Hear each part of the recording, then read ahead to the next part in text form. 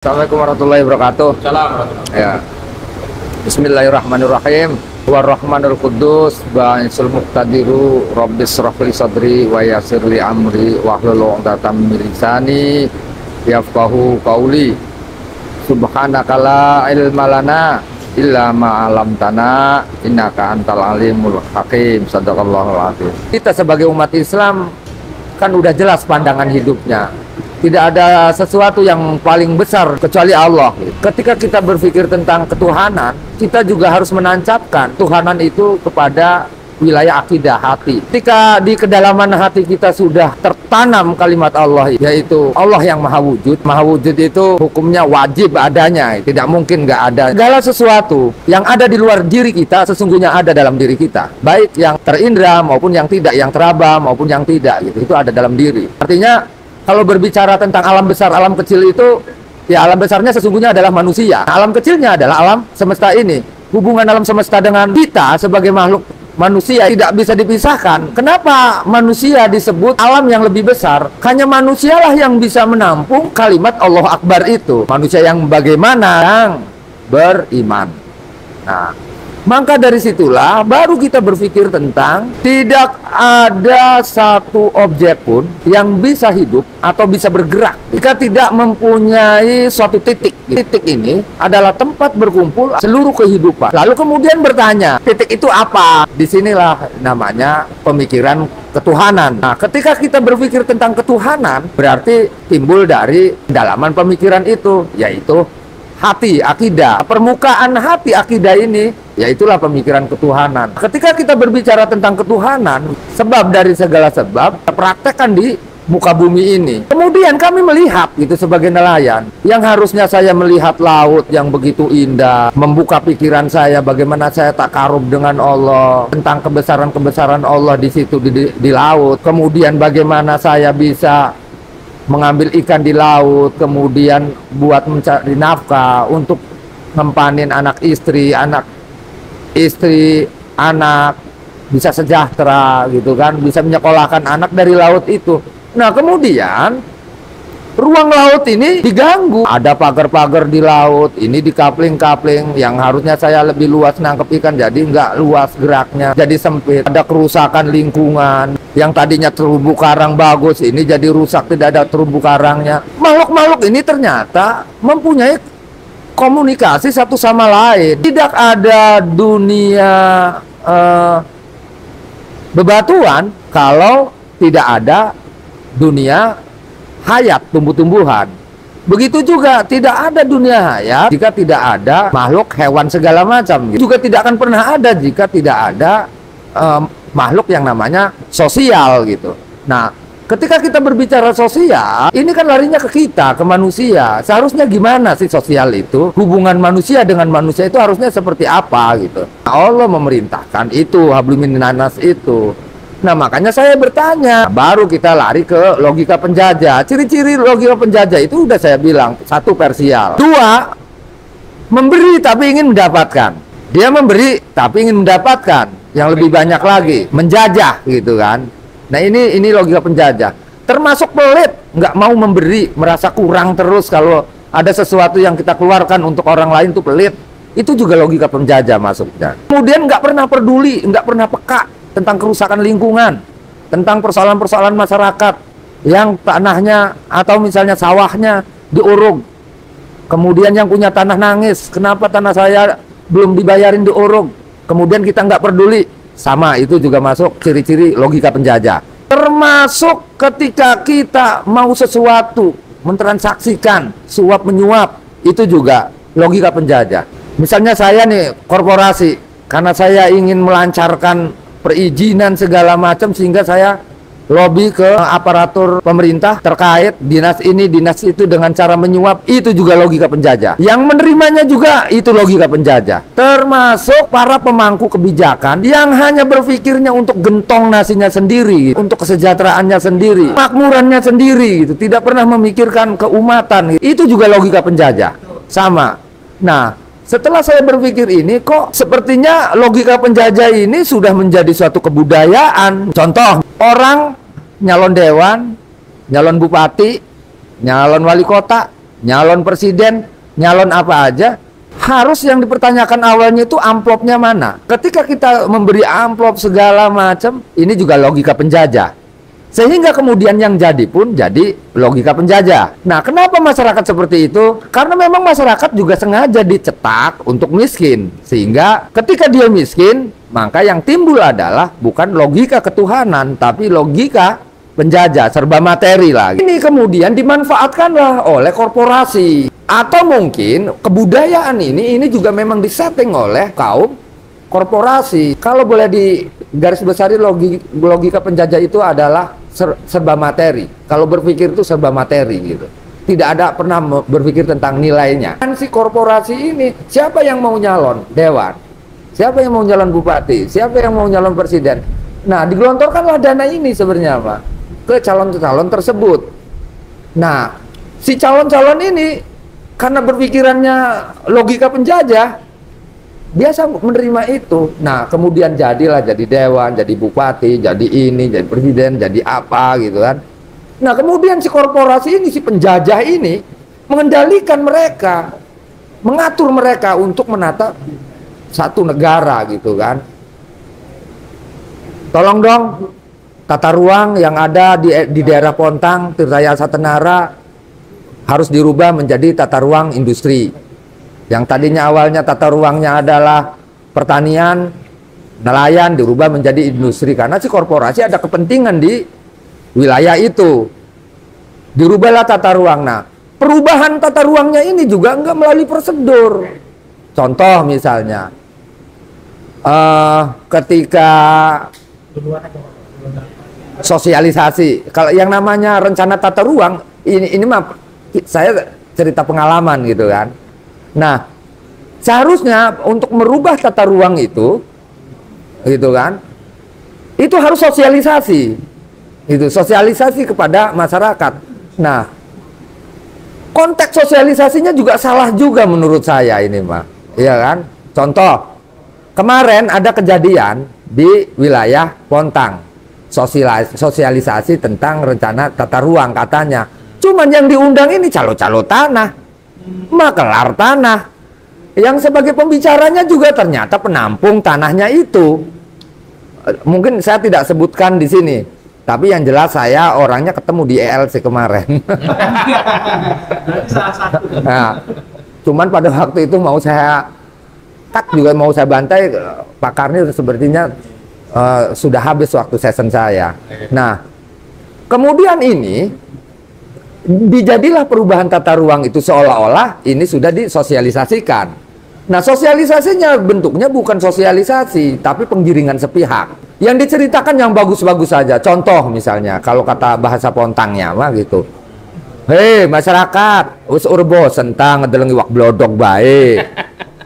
Urbo sentah ngerongokaken muni kodok bae.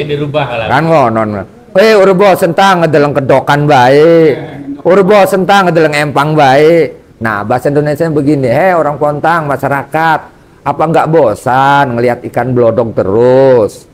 Apa nggak bosan ngedengerin kodok bunyi terus?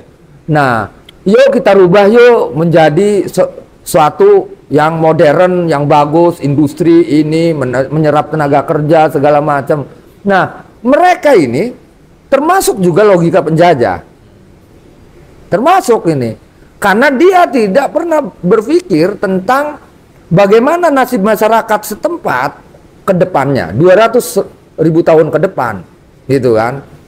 Nah, artinya saya pikir kalau untuk merubah tata ruang itu, yang pertama kali ya harus rencana detail tata ruangnya, dikaji secara detail perubahan ini, kira-kira hari ini ketika dirubah tata ruangnya bagus apa enggak, ngerusak lingkungan apa enggak, kira-kira secara ekonomi masyarakat bagus apa enggak. Hari ini bagus, besoknya bagus enggak, besoknya bagus, besoknya lagi bagus enggak, maksudnya manfaat enggak gitu kan.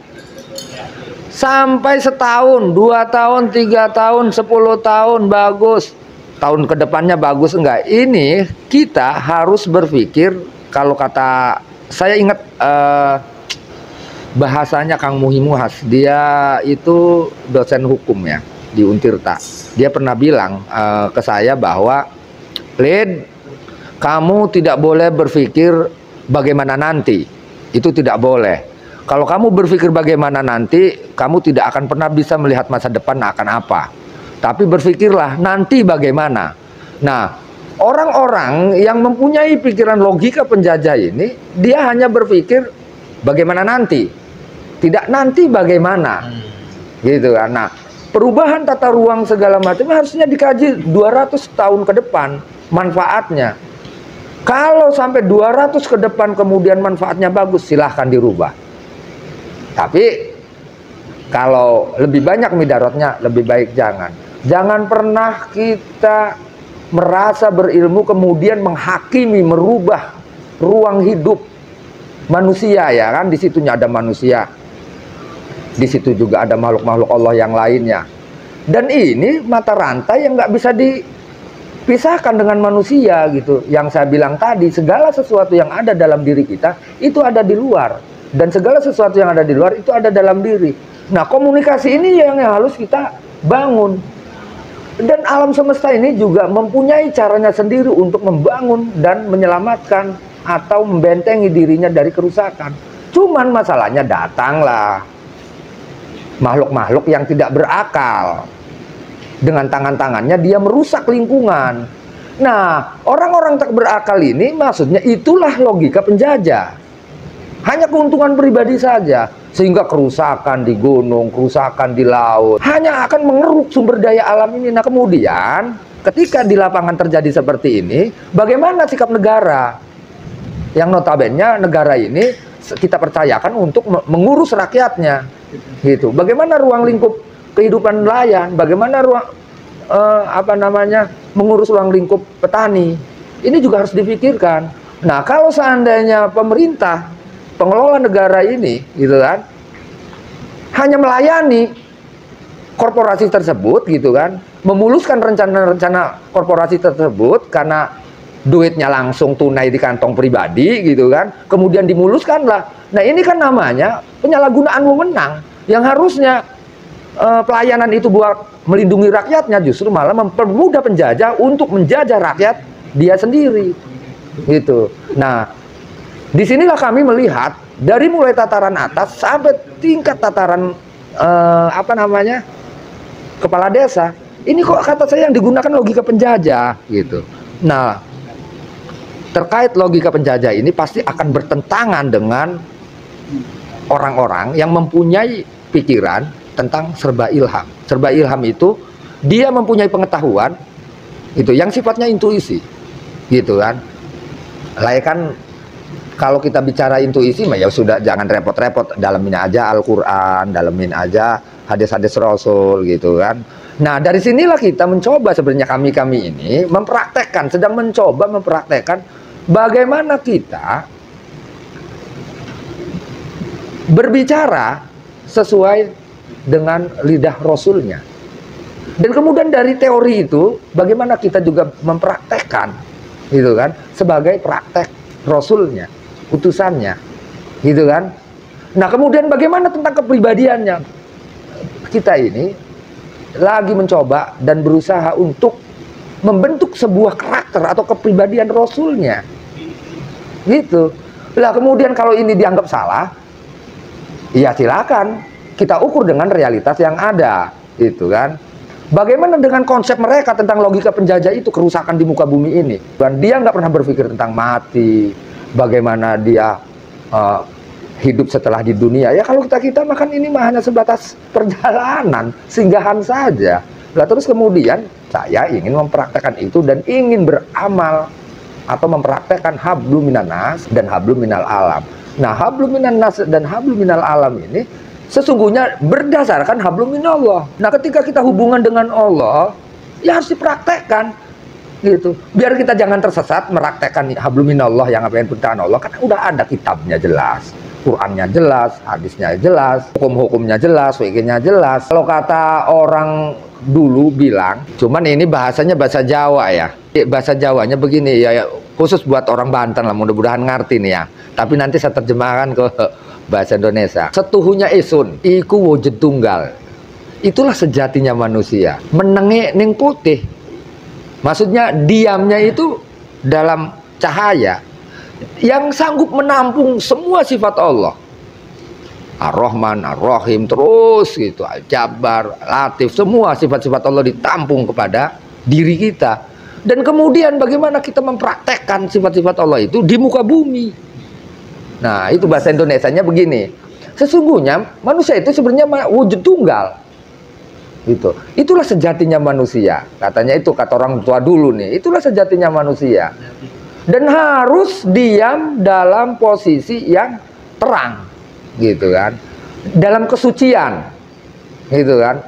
Dan ketika sudah dalam kesucian, ya harus menampung sifat Allah semuanya. Jadi semua sifat Allah harus ditampung, harus dicerna dan dipraktekkan di muka bumi ini. Ya kan, maksudnya bersembunyi, bukan bersembunyi ya, memposisikan diri untuk bertempat di sesuatu yang terang, yaitu cahaya. Ya, ada dulu saya sekolah ibtidaiyah, ada bahasa begini, al ilmu nurun wal jahlu dulmun, gitu. Utawi ilmu iku cahaya, wal jahlu dulmun, lan utawi jahil dulmun iku pepeteng. Artinya ilmu itu cahaya, jahil dulmun bodoh, gitu kan. Itu kegelapan, jahiliyah aja. Nah, itu kegelapan. Nah, tinggal kita mau pilih yang mana, memposisikan diri sebagai manusia itu di mana pengennya. Apa mau di nur, al ilmu tadi, cahaya, atau di dulmun, kegelapan. Lah, terus kemudian apa artinya orang-orang terdahulu yang memperjuangkan tentang hak, para nabi, para wali gitu kan, para revolusioner terdahulu, itu kan untuk mengajak anak cucunya dari jalan kegelapan menuju jalan yang terang benderang. Sampai itu tingkatannya Allah mengutus Rasulnya untuk mengajak ke dalam sesuatu yang tadinya gelap menjadi terang. Nah, tiba-tiba di zaman tahun ini, di negara kita sendiri, negara Indonesia, saya melihat kegelapan itu. Saya melihat kegelapan itu. Dan itu dipraktekkan sampai tingkat atas, sampai tingkat masyarakat yang paling bawah. Dia mempraktekkan pola laku, cara berlaku dan berbuat dengan pola laku kegelapan. Dulmun, dolim, gitu. Dolim, bodoh. Nah, ternyata ketika kita cari sebabnya, kebodohan-kebodohan ini, kedoliman-kedoliman ini, ternyata sebabnya adalah orang-orang yang memegang teguh pemikiran logika penjajah itu. Yang ada itu keuntungan, bagaimana saya kaya raya, tenar, kekuasaan, terus. Nah, inilah yang disebut penyembah berhala. Tanpa sadar dia menyembah berhala itu. Yang dikejar kekuasaan. Dengan kekuasaan kita bisa berbuat segala sesuatu. Yang dikejar ketenaran, dengan ketenaran kita bisa dihormati, mengejar kehormatan. Dan sesungguhnya itu maya sebenarnya, nihil, enggak abadi gitu, punah, dibatasi waktu, kapan aja punah. Paling kita manusia paling 70 tahun udah koit mati, punah. Jadi apalagi gitu. Jadi apapun, kan udah saya bilang di awal-awal, selain dari Tuhan yang Maha Esa, dalam kurung Allah, semua kekuasaan yang di muka bumi ini, itu kemuliaan, kehormatan, harta, apa aja, bukan hanya di Indonesia ya, di muka bumi sejagat alam raya ini, selain dari Tuhan yang Maha Esa, selain dari Allah, semuanya punah. Lalu kemudian kita akan memperjuangkan apa? Kecuali kita harus menerangkan hal itu agar supaya jangan terjadi penindasan gitu kan. Jangan ada terjadi penganiayaan, pelanggaran HAM. Orang dibunuh begitu saja, hukumnya nggak jelas. Dia punya orang tua, dia punya anak dibunuh, dibantai. Tanah orang diserobot, gitu kan. Laut dirusak. Ini kan melanggar gitu kan, melanggar manusia, melanggar makhluk-makhluk Allah yang lainnya. Makanya kami ingatkan, ya, jika makhluk-makhluk Allah ini udah marah, ya, bukan hanya manusia yang akan bergolak, angin akan marah, api akan marah, air akan marah, tanah juga akan marah, dan mereka itu ada dalam tubuh saya, dan itu bisa diperintah dengan izin Allah tadi, karena dialah penciptanya, gitu. Bisa saja saya perintah, gitu. Karena ini adalah bagian dari tubuh saya, bagian dari saya, sahabat saya, saudara saya, angin saudara saya, sahabat saya, gitu. Lah kemudian ada perusakan angin polusi, ada kerusakan tanah, ada kerusakan api. Api dirusak. Pengen tahu api dirusak? Gitu. Dia menggunakan unsur api itu untuk hawa nafsunya, keserakahan dan ketamakan, gitu. Tapi tidak digunakan nafsu ini untuk tolabul ilmi, gitu. Merusak gunung, merusak laut, gitu. Menebangi pohon, nembakin binatang-binatang. Ini kan merusak namanya. Nah, orang-orang seperti ini jika didiamkan, udah lawannya itu pasti saya itu. Karena saya tidak suka hal seperti itu. Nah, kembali lagi ke persoalan tentang pagar laut, kemudian korporasi yang namanya PIK 2 gitu kan. Nah, ini kok mereka ini menjadi sesuatu yang hebat seperti negara gitu kan. Lah ternyata hebatnya itu karena didukung oleh oknum-oknum yang sedang mengelola negara ini. Suap menyuap terjadi, korupsi di mana-mana. Ini mau kemana negara? Ini terus dipertahankan. Tanpa ada saya ataupun tidak ada saya, tetap ini akan terjadi pergolakan. Karena sesungguhnya makhluk-makhluk Allah ini juga nggak terima. Jadi mari kita kembali ke fitrahnya manusia. Harusnya apa manusia ini? Bagaimana caranya manusia mengelola negara, mengelola lingkungannya, gitu. Ya, ya itulah pemikiran seorang nelayan ya. Jadi pemikiran nelayan itu ya seperti itu. Nggak tahu saya sendiri apakah pemirsa ini paham atau tidak, wallahu a'lam bishawab. Ya, gitu. Yang jelas, jika penindasan kepada rakyat ini terus dipertahankan, maka pasti Ainal yakin rakyat akan marah. Ya, terima kasih. Assalamualaikum warahmatullahi wabarakatuh. Demikian informasi yang dapat saya sampaikan untuk hari ini. Semoga memberi manfaat. Salam dan doa kami untuk keluarga dalam perlindungan Allah, dalam dekap kasih sayang Rahman dan Rohim Allah Subhanahu wa Ta'ala. Allahumma amin. Terima kasih. Wassalamualaikum warahmatullahi wabarakatuh.